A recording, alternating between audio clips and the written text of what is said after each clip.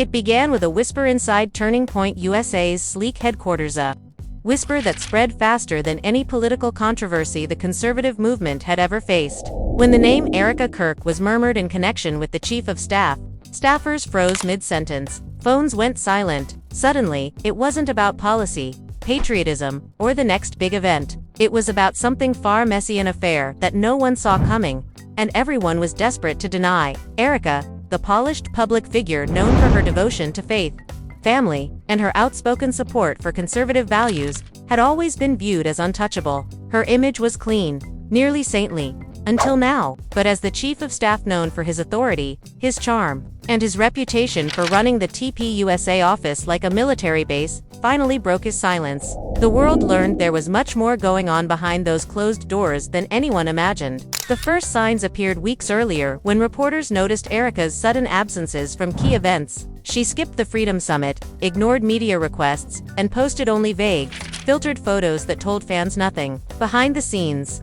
whispers grew that she'd been spending late nights in private meetings with a high-ranking TPUSA official, meetings that didn't appear on any official schedule. At first, her defenders dismissed the rumors as nonsense, claiming she was simply planning new faith-based projects. But then came the late-night photo. A blurry shot leaked by an unnamed insider showed Erika stepping into a black SUV outside a Scottsdale hotel. And the man in the driver's seat wasn't her husband, Charlie Kirk.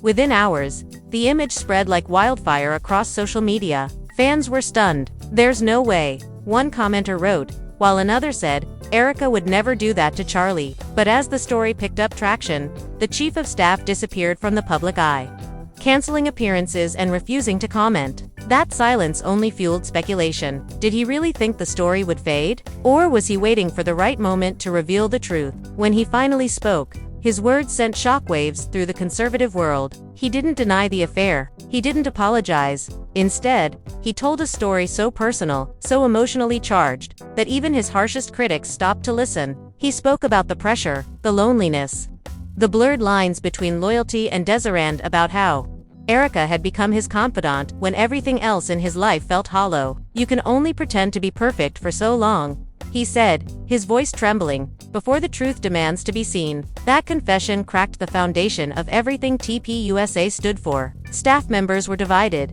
friends turned against each other, and fans questioned what was real anymore. Was Erika a victim of manipulation or the architect of her own scandal? And as Charlie Kirk reportedly fled to Florida for a private retreat, the biggest question of all began to take shape.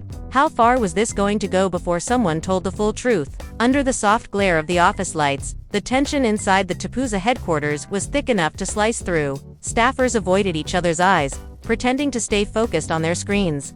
But every vibration of a phone, every hushed conversation by the hallway, carried the same question: was it true? For weeks, speculation about the chief of staff's secret connection with Erika Kirk had lingered like a fog no one wanted to admit was real. But now, with his sudden disappearance and that haunting photo of Erika stepping into his SUV, the silence felt like confirmation. People weren't just curious anymore, they were terrified of what would come next. The organization had faced political storms before, but never something this intimate, this personal, this human. Behind the doors of his dimly lit office, the chief of staff, let's call him Michael, sat with his head in his hands, staring at the stack of unsigned statements piled before him. His phone kept lighting up with messages from journalists, colleagues, even old friends demanding to know if the rumors were true. He didn't respond to any of them. Instead, he replayed the moment in his mind, the night everything began. It wasn't planned. It never is. Erika had shown up late to a donor dinner,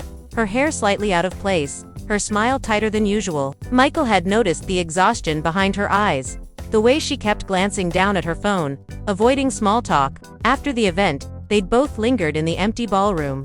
And when she finally spoke, her voice broke in a way that startled him. "Do you ever feel," she'd asked, "like everyone sees you, but no one actually knows you?" That sentence had been the start of everything. The late-night conversations, the private lunches, the text messages that grew longer, more personal, more dangerous. Michael had convinced himself it was harmless, that two overworked people leaning on each other emotionally wasn't a crime. But now, months later, every moment they'd shared had become ammunition in a scandal ready to explode. While Michael sat drowning in his thoughts, Erika was at home pacing across her living room floor. Her phone buzzed nonstop, but she couldn't bring herself to look at it. Every outlet was talking about her. Every show, every blogger, every comment section. Her name was everywhere, but her voice was nowhere. Charlie Kirk hadn't come home in 2 days, and the house felt hollow without his presence. She'd tried calling him that morning, only to be met with silence. In that stillness, she felt the weight of what she'd done or what the world thought she'd done crushing her chest. How did it get this far? She whispered to herself. A knock at the door startled her. It was her sister, Jenna, holding a worried expression. "Erika," she said, "you have to say something. This story's spiraling out of control. You can't just hide." Erika shook her head. "If I speak, they'll twist it. If I stay silent, they'll destroy me anyway." Her voice trembled as she looked out the window, where reporters were already gathering by the gate. "Either way, it's over." But it wasn't over, not yet. Because the next day, Michael walked into the TPUSA building with a look that made everyone stop talking. Security tried to escort him out, but he demanded to see the communications team. "You're not putting out any statements," he said sharply. "If the truth's coming out, it's coming from me." And before anyone could stop him, he called a press conference. The announcement spread like wildfire. Within hours, reporters crowded outside the building. Cameras flashing, microphones ready. Everyone expected denial.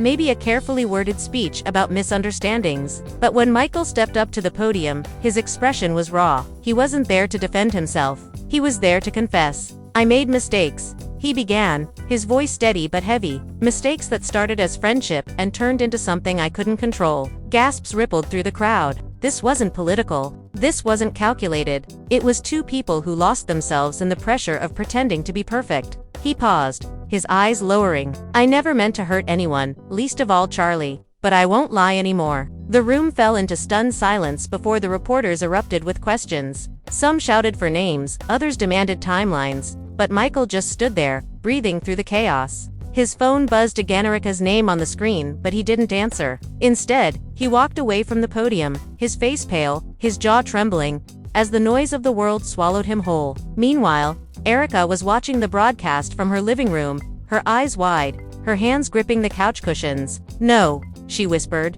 "Why would he say that?" Jenna looked at her in disbelief. "Erika, he just admitted it." He admitted it. Erika's heart pounded so hard it drowned out her sister's words. She felt betrayed, cornered, exposed. She had trusted Michael to protect her, not to feed the frenzy. "He said it was love," she muttered through clenched teeth. "But this isn't love, this is survival." By evening, social media was ablaze. Hashtags with their names trended for hours. Fans were divided, some defending Erika, others tearing her apart. One user posted, "She played the perfect wife until she got caught." Another replied, "Maybe she was just human." Even people within TPUSA began turning on each other, with insiders leaking screenshots of emails and messages that hinted at months of secrecy. Behind the scenes, Charlie's closest allies urged him to take control of the narrative before it was too late. "You can't let this define your legacy," one advisor said during a late-night call. "You need to distance yourself, make it clear she acted alone." Charlie said nothing for a long time before replying,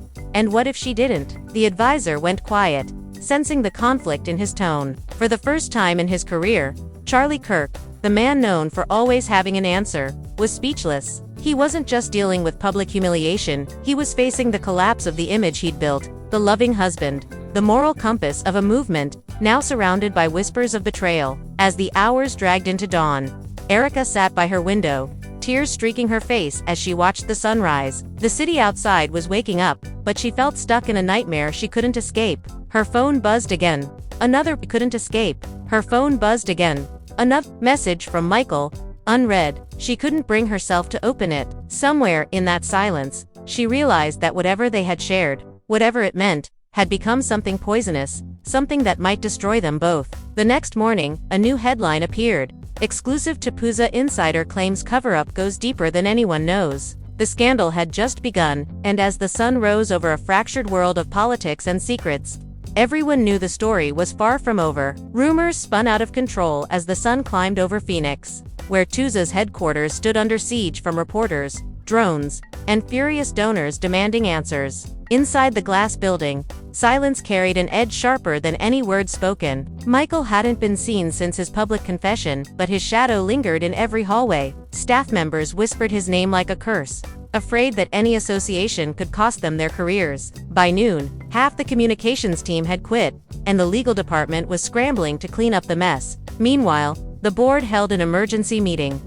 And though Charlie Kirk wasn't present, his influence was felt in every tense pause and every glance exchanged across the room. "We cannot let this destroy the organization," one senior advisor snapped, slamming a folder on the table. "He admitted to an affair with the wife of our founder. This isn't a scandal, it's a meltdown." Another voice, calmer but colder, replied, "Our donors want distance. If we keep her name attached to us, we'll lose millions." The conversation turned ugly fast. "You can't just erase her," a younger staffer protested. "She built half of our outreach programs." The older man glared at him. Then she should have thought of that before she stepped into his car. Outside, Erika sat in her own war zone. The house had become a fortress of silence. Reporters camped at the end of the driveway, shouting her name every time the curtains moved. Inside, Jenna scrolled through social media, shaking her head in disbelief. "They're tearing you apart," she said. "People you prayed with, people who said they loved you." Erika didn't answer. She just stared at the television screen, which replayed Michael's press conference on loop. Every time she saw his face, she felt her stomach twist. "He said it like it was a confession," she muttered softly, "but he made it sound like love was a sin." Jenna frowned. "Are you saying he's lying?" Erika hesitated. "Not about everything, but not about what matters most either." Her eyes glassed over. "It wasn't an affair the way they think. It wasn't intentional." Her voice broke. It was connection, and it got out of control. Just then, her phone buzzed again. This time, it was a number she hadn't seen in years. Michael's wife, Lydia. Erika froze. Jenna noticed the look on her face and asked quietly, "Who is it?" Erika swallowed hard. "It's her." After a moment's hesitation, she answered, "Lydia." But she didn't get far. The voice on the other end was cold, trembling with restrained fury. "You think I don't know what you did?" Lydia hissed. "You took everything from me. My husband, my dignity. Do you have any idea what you've done?" Erika's throat tightened. "It wasn't like that," she whispered, but Lydia cut her off. "Save your lies for God, because the world's already seen through you." When the call ended, Erika collapsed back into the couch, shaking. Jenna sat beside her, speechless. For the first time, Erika looked small, fragile, stripped of the poise she always carried in public. "She hates me," Erika said in a whisper. And maybe she should. By evening, the internet had a new obsession: the leaked voicemail. Someone from the TPUSA office had recorded Michael leaving a message for Erika days before the scandal broke. In it, he said, "They're starting to suspect. If anyone asks, say we were working late, that's all. Please, Erika, we can't lose everything over this." The clip went viral within hours, igniting outrage across every platform. The tone of his voice, desperate, pleading, only made things worse. Commentators tore the story apart. "This is hypocrisy at its highest level," one pundit declared on national television. "These are the people preaching family values while sneaking around in hotel parking lots." Another countered, "Or maybe it's proof that no one, not even the self-righteous, is immune to temptation." Either way, the scandal had become bigger than Michael or Erika. It was now a public trial of morality itself. In Florida, Charlie watched it all unfold from a quiet rental home near Naples. He hadn't spoken to Erika since the photo surfaced. His friends urged him to issue a statement, to clear his name and salvage his image. But every time he tried to write something, the words felt hollow. One night, after hours of silence, he finally called an old friend and advisor who had been with him since the early days of TPUSA. "Do you think she really did it?" Charlie asked softly. There was a pause on the other end. "Honestly, I don't know," the man said. "But whatever happened, you need to decide whether you're fighting for her or against her." Charlie hung up without replying. He poured himself a glass of water, stared at the reflection in the window, and muttered, "How do you fight for someone who doesn't even want to be found?" Back in Phoenix, Michael had gone underground. His apartment was dark, his phone off, his world shrinking to the size of a single room. He'd thought confessing would bring relief, maybe even redemption. But instead, it had unleashed chaos he couldn't control. Now, every headline carried his name. Every news anchor dissected his motives. In moments of silence, he replayed Erika's voice messages. The laughter, the shared frustrations, the tiny moments that had once felt harmless.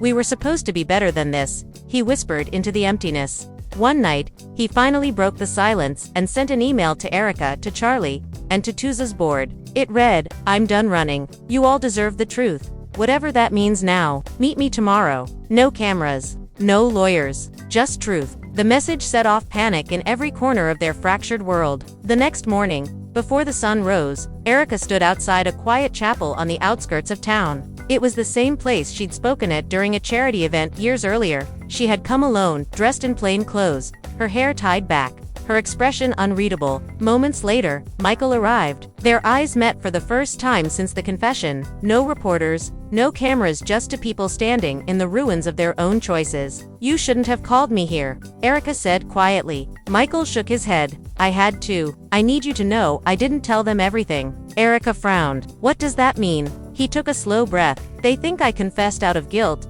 but I did it to protect you. There's more to this story, things that could destroy both of us if they ever come out." She stared at him, her pulse quickening. "What are you talking about?" Michael stepped closer. "Emails, recordings, meetings we weren't supposed to have. If they dig deeper, they'll find it all." Erika's heart dropped. "Then we're finished," she whispered. "No," Michael said, his voice low but firm. "Not if we control what comes next." The chapel's silence seemed to close around them as they stood there, two figures bound by guilt and secrecy. Outside, the first rays of sunlight began to creep across the desert floor, signaling the beginning of a day that would decide everything. Neither of them knew it yet, but someone had already leaked the email inviting them to meet before noon. The world would know they'd been together again. By the time the morning sun reached its peak, a storm had already gathered outside the chapel. Reporters swarmed the parking lot, cameras flashing, microphones thrust forward, shouting questions neither Erika nor Michael dared to answer. The email leak had detonated like a bomb. Someone within TPUSA had forwarded Michael's message to multiple journalists, and now the private meeting that was meant to bring closure had become yet another headline. Secret reunion between Erika Kirk and TPUSA Chief of Staff caught again. From a distance, Erika could see the glint of camera lenses peeking through the dusty windows. Her chest tightened. "They're here," she whispered, her voice trembling. Michael turned toward the doors, jaw clenched. "Then let them watch," he said quietly. "They've already taken everything else." Before anyone could react, the chapel doors burst open. A man in a navy suit stepped inside, followed by two others. They weren't journalists. They were from the board representatives sent to control the damage. "Michael," one of them said sharply, "you were instructed not to contact her." Michael's shoulders tensed. "You don't get to control who I speak to anymore." The man's tone hardened. "You think this is about control? This is about the entire organization collapsing because you couldn't keep your private life private." Erika stepped forward. "Stop talking about him like he's the only one at fault." The room went silent. Every head turned toward her. "I'm not proud of what happened," she continued, voice steady but breaking at the edges, "but pretending I was some helpless victim isn't fair either. I made choices." So did he. For the first time, Michael looked at her not with guilt, but with something close to gratitude. But before he could speak, the board member cut her off coldly. "Mrs. Kirk," he said, "your husband has requested that you refrain from making public statements until his legal counsel advises otherwise." The words hit her like a slap. "My husband," she repeated softly, disbelief in her tone. "So that's what it's come to. Lawyers, statements, and silence." She turned toward Michael, her voice dropping to a whisper. "This is how they bury people, one press release at a time." Michael nodded slowly. "Then maybe it's time we stop letting them." What neither of them knew was that outside, a live newsfeed had already begun broadcasting. Every whispered word, every tense expression, was being captured by long-range microphones planted near the chapel windows. The world was listening in real time, and when Erika finally stepped past the board members and walked out into the chaos of flashing lights and shouting voices, she no longer looked like a scandalized wife, she looked like someone ready to fight. The crowd erupted. Questions flew from every direction. "Erika, did you admit to the affair? Are you leaving Charlie? What's next for She held up her hands, trying to steady her breath.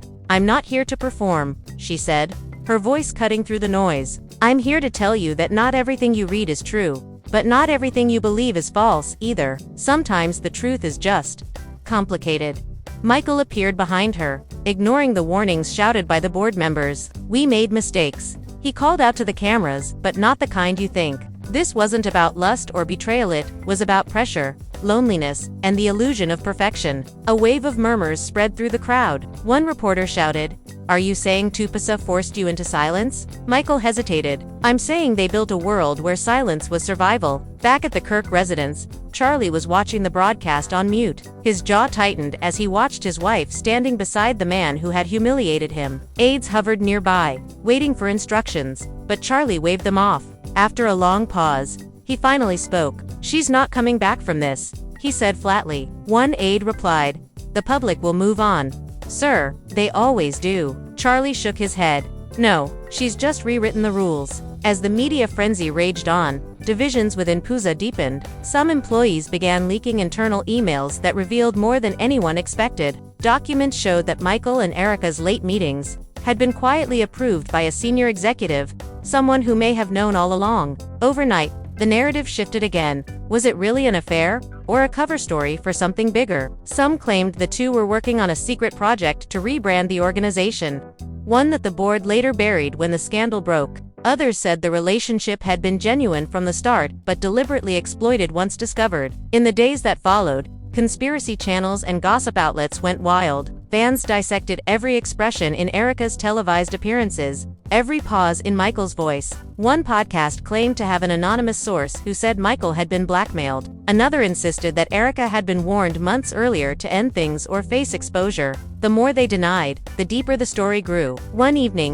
Erika sat alone in her kitchen, the television playing softly in the background. Her phone lit up with a message from an unknown number. It read, "They're not done. They have footage." Her heart dropped. She immediately called Michael. "What footage?" she asked in a low voice. Michael hesitated before answering. "Someone planted cameras in the office. They have us after one of the late meetings." The line went dead for a moment as Erika tried to process what she'd just heard. "How much do they have?" she asked finally. "Enough to end us," he said quietly. That night, both of them disappeared from public view. TPUSA released a brief statement claiming that the individuals involved had resigned to preserve the integrity of the organization. But even as the headlines began to fade, whispers continued to circulate online. Screenshots, alleged text messages, grainy photos, each one feeding a scandal that refused to die. A week later, a journalist named Kelsey Hanley published an expose claiming that she had evidence the entire affair had been orchestrated by rival factions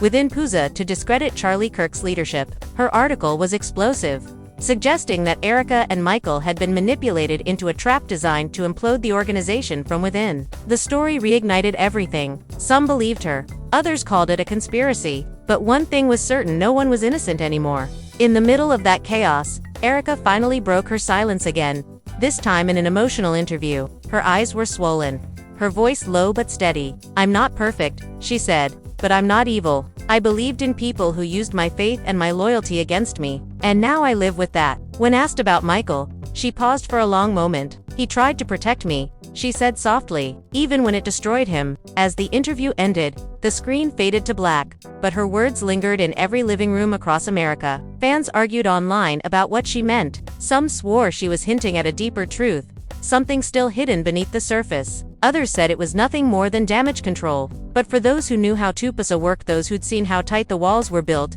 it didn't sound like an ending. It sounded like the beginning of something no one could yet define. And somewhere in the quiet of an empty apartment, Michael watched her face flicker on the television screen. He whispered to himself, "They wanted confession. They got revolution." 3 days passed before anyone saw Erika again. The cameras waited outside her gated community, the world ready for another soundbite, another glimpse into the wreckage of what had once looked like a flawless life.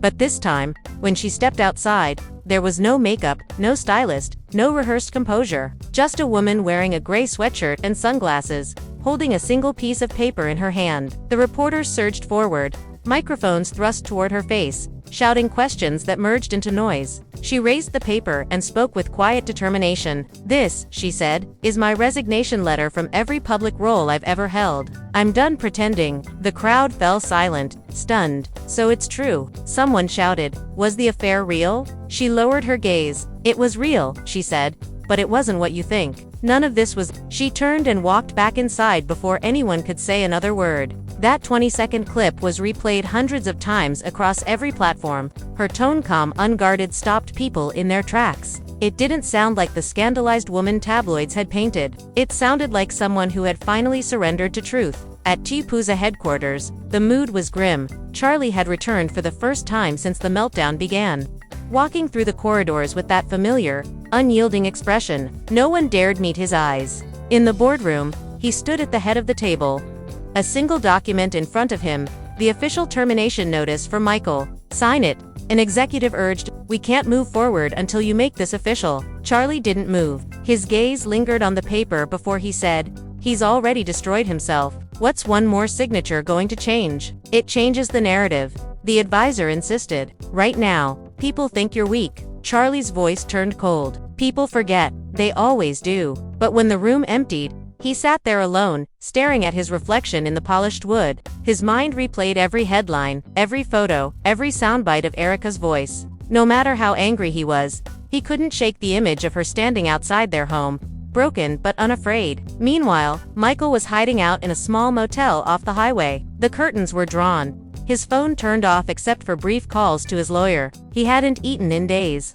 The only sound was the endless loop of news coverage coming from the muted television. Every channel carried his name. Every discussion panel dissected his motives. Sometimes, he laughed bitterly.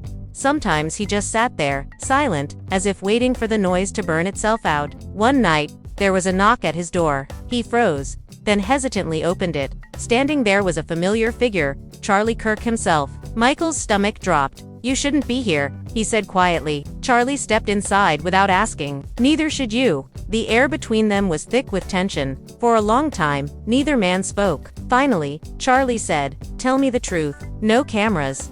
No lies. Did you love her?" Michael's jaw tightened. "Yes," he said after a long pause. "I tried not to, but yes." Charlie nodded slowly, as if he already knew. "And did she love you?" Michael hesitated, then whispered, "I think she did, but not the way you think. She loved the idea of being seen.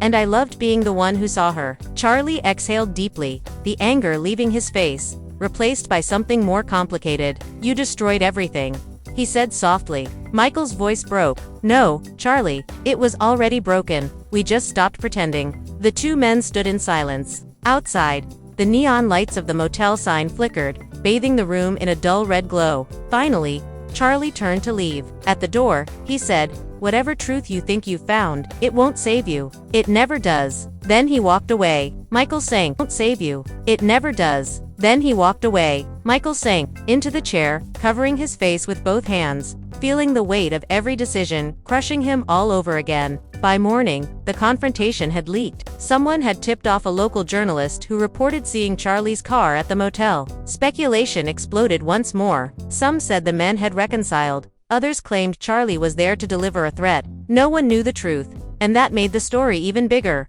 But something shifted that week. The frenzy that had once devoured Erika began to turn on TPUSA itself. Whistleblowers emerged, hinting at deeper corruption within the organization. Leaked emails suggested that higher-ups had deliberately fed the story to distract from internal misconduct. Suddenly, Michael and Erika weren't just villains, they were pawns in a much darker game. Erika, realizing this, decided to act. She reached out to an investigative reporter who'd been trying to reach her for weeks. "I have documents," she said over the phone, her voice steady. "Proof they used us." Within days, the reporter received a package containing copies of internal memos and meeting notes, showing that the organization had been aware of the relationship long before it became public, and had chosen to leak it when it suited their agenda. The expos hit the internet like wildfire. The headline read, "TPUSA cover-up. Internal leaks show manipulation behind Kirk's scandal." Within hours, the story had millions of views. Suddenly, the public's outrage shifted direction. The same voices that once condemned Erika and Michael began demanding accountability from the institution itself. Protests erupted online. Donors withdrew funding. The empire began to crumble. Charlie watched the chaos unfold from his office, surrounded by silence. One of his aides entered, holding a tablet showing the trending hashtag #Truth for Erika. "They're turning her into a hero," the aide said bitterly. Charlie's eyes darkened. "That's not heroism," he muttered. "That's survival disguised as virtue." But deep down, he knew she had done what he couldn't, stood up to the machine that had built them both. Late that night, he finally called her for the first time in months. When she answered, the line was quiet for a moment. "You won," he said softly. She didn't reply. "But tell me," he continued, "was it worth it?" Erika's voice was calm, almost distant. "No one wins in a story like this, Charlie," she said. "We just decide which parts of ourselves we're willing to lose." Then she hung up. As the world moved on to new scandals, the three of them faded from the headlines, but not from memory. The affair that began as a whisper had become a symbol of something larger: the cost of living under constant judgment, of loving in a world where image mattered more than truth. And though the noise finally quieted, somewhere in the echo of it all, the damage lingered like an open wound, refusing to close. The storm that began with one whispered rumor had turned into a full-blown media firestorm, and by the time the Chief of Staff's confession went public, it had become impossible to tell truth from spectacle. People chose sides. Some said Erika had been unfairly targeted by those jealous of her influence, while others believed she had been living a double life for far too long. But one thing everyone agreed on was that this story had changed the image of Turning Point USA forever. Even inside the organization, silence had become the new language. Employees avoided eye contact in hallways. Meetings ended early. The atmosphere was tense, heavy, and filled with suspicion. And through it all, Erika disappeared from sight, leaving only speculation behind. But then came a new twist. A journalist leaked text messages allegedly exchanged between the Chief of Staff and Erika, showing conversations that blurred the lines between personal and professional. The messages were raw, emotional, and heartbreakingly human. "You make me feel alive again," one read. "You understand me in a way no one else ever has." Fans who once defended Erika were suddenly torn. They couldn't decide whether to feel betrayed or empathetic, because behind every scandal, there are people flawed, emotional, and desperate for connection. When Charlie Kirk finally reappeared, it was not at a press conference or political rally. It was during a quiet Sunday service, where witnesses said he looked pale, distant, and exhausted. He didn't speak about Erika, but his silence said more than words could. One churchgoer claimed she saw tears in his eyes as he stood during the closing hymn. "He looked like a man who had lost everything," she said. Others argued he was simply trying to maintain composure in public, but the truth was impossible to know. What was certain, however, was that the entire Kirk household had become a symbol of what happens when image collides with reality. Weeks later, the Chief of Staff resigned. His statement was short and somber. "Sometimes the hardest thing to do is step away," he wrote. "But integrity means facing what you've done, even when it costs you everything." No one knew where he went after that. Some claimed he fled to Montana. Others whispered he had checked into a private clinic to escape the pressure. But Erika's silence remained the loudest of all. Her social media stayed inactive. Her public appearances vanished, and her name became synonymous with one of the most shocking chapters in TPUSA's history. And now, as the dust slowly settles, the world is left wondering what truly happened between Erika and the Chief of Staff. Was it love, manipulation, a moment of weakness, or a calculated move that spiraled out of control? Every version of the story paints a different picture, and maybe that's the point. Maybe the truth isn't what matters anymore, it's how people react to it. So here's where you come in. What do you believe happened behind closed doors? Was Erika the victim of a toxic work culture that blurred emotional boundaries?